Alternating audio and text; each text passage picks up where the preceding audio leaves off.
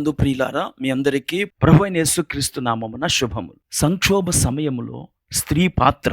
మహిళా దినోత్సవ సందర్భంగా ఈ వీడియోలో అబీగయీలు తన సమయస్ఫూర్తితో తన కుటుంబాన్ని ఎలాగూ కాపాడుకున్నదో చూద్దాం. నాబాలు కుటుంబానికి ఒక సంక్షోభ సమయం వచ్చింది. అది నాబాలు యొక్క స్వయంకృత అపరాధం. దావీదు తన అనుచరులతో అడవిలో ఉంటున్నప్పుడు అడవిలో ఉన్న నాబాలు యొక్క మందలను దావీదు మరియు అతని అనుచరులు రాత్రింబవళ్ళు ప్రాకారముగా ఉండి కాపలా కాశారు. దావీదు మరియు దావీదు యొక్క అనుచరుల వల్ల నాబాలు యొక్క మందలకు గాని వారి కాపర్లకు గాని ఏ విధమైన అపాయము నష్టము కలుగలేదు. నాబాలు గొర్రెబొచ్చు కత్తెర వేయిస్తున్నాడని అరణ్యమందున్న దావీదు విని తన దగ్గరున్న 10 మందిని పిలిచి తమకు ఆహారాన్ని ఇవ్వవలసిందిగా నాబాలును కోరమని చెప్పాడు. అప్పుడు నాబాలు శుభదినమున పంపిన దావీదు అనుచరులతో మోటుగా మాట్లాడి ఆహారాన్ని ఇవ్వటానికి ఏమాత్రము ఒప్పుకోలేదు.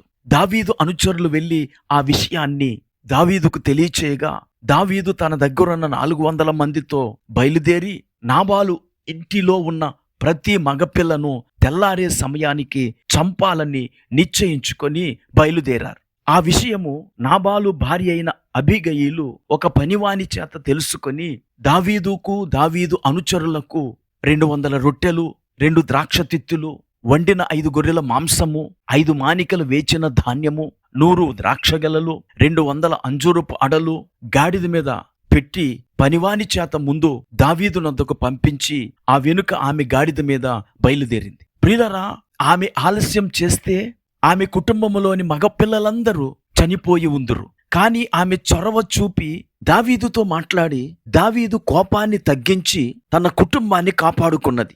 ఆమె దావీదుతో చేసిన సమయస్ఫూర్తి సంభాషణలోని 4 ముఖ్య విషయాలను పరికిద్దాం. మొదటిది, ఆమె బాధ్యత తన మీద వేసుకున్నది. Taking responsibility.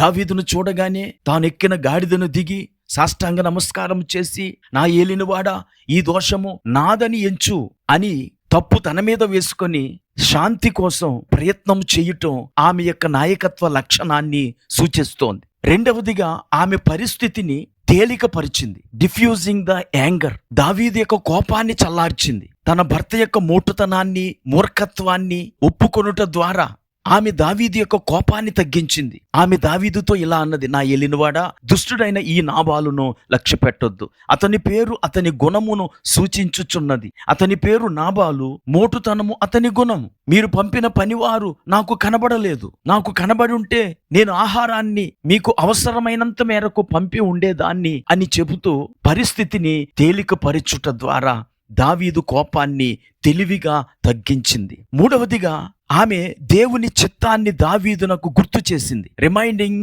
Of God's purpose. 28వ వచనంలో, నీవు దేవుని యుద్ధములు చేయుచున్నావు, ఆయన నీకు శాశ్వతమైన సంతానాన్ని ఇస్తాడు అని చెబుతూ ఇలాంటి చిన్న చిన్న విషయాలకు రక్తపాతాన్ని చిందించటం నీ స్థాయికి తగదు అని పరోక్షంగా ఆమె దావీదును హెచ్చరించింది. ప్రియులారా, ఇక్కడ ఆమె ఆహారంతో పాటు ఆలోచనను కూడా దావీదు దగ్గరికి తీసుకొచ్చింది. మహిళా దినోత్సవాన్ని జరుపుకున్న సందర్భంలో దేవుని బిడ్డలైన మహిళలు, మీ ఇంటి వారికి మీరు ఆహారాన్ని మాత్రమే అందించేవారు కాదు, ఆలోచనలను కూడా అందించేవారై ఉన్నారు. 4వదిగా, భవిష్యత్తులో పశ్చాత్తాపం కలగకుండా ఆమె దావీదును హెచ్చరిక చేస్తోంది. Preventing regret. 30వ వచనంలో, రేపు నువ్వు రాజైనప్పుడు నిన్ను ఇశ్రాయేలీల మీద అధిపతిగా నిర్ణయించిన తరువాత, ఈ రోజు ఒకవేళ నువ్వు పొరపాటున మా ఇంట్లో వాళ్ళని చంపిన విషయము నీకు గుర్తొస్తే నువ్వు బాధపడతావు, మనోవిచారము కలిగి ఉంటావు. గనుక నీవు ఈ విషయాన్ని పట్టించుకోవద్దు, ఈ ఆహారాన్ని తీసుకొని శాంతించుము అని దావీదు యొక్క కోపాన్ని చల్లార్చింది. ప్రియులారా, ఆ మాటకు దావీదు కూడా దేవుని స్తుతించాడు. ఎలాగంటే, నాకు ఎదురు పడుటకై నిన్ను పంపిన ఇశ్రాయేలీల దేవుడైన యెహోవాకు స్తోత్రము కలుగును గాక. నిజంగా ఆమె చేసిన కార్యము అనుసరణీయమైనది. తన కుటుంబాన్ని తన సమయస్ఫూర్తితో కాపాడుకున్నది. ఈ మాటలు వింటున్న ప్రియ సహోదరి, తన సమయస్ఫూర్తి మాటలతో దావీదు కోపాన్ని తగ్గించిన అబీగయలు వలె మనము హోషేయ గ్రంథం 14:2 ప్రకారం మాటలు సిద్ధపరచుకొని దావీదు కుమారుడైన యేసునద్దకు వచ్చి మన కుటుంబముల కొరకు విజ్ఞాపనము చేసి మన కుటుంబాలను కాపాడుకుందాం. ప్రార్థన చేసుకుందాం. కృపా కనికరము కలిగిన మా తండ్రి, నీకు వందనాలు. ఈ మాటలు విన్న ప్రతి ఒక్కరూ అబీగయీలు వలె సమయస్ఫూర్తితో వారి కుటుంబాలను, వారి బిడ్డలను కాపాడుకునే వారిగా ఉండుటకు సహాయం చేయమని యేసుక్రీస్తు నామమున ప్రార్థించి వేడుకుంటున్నాము. ఆమేన్.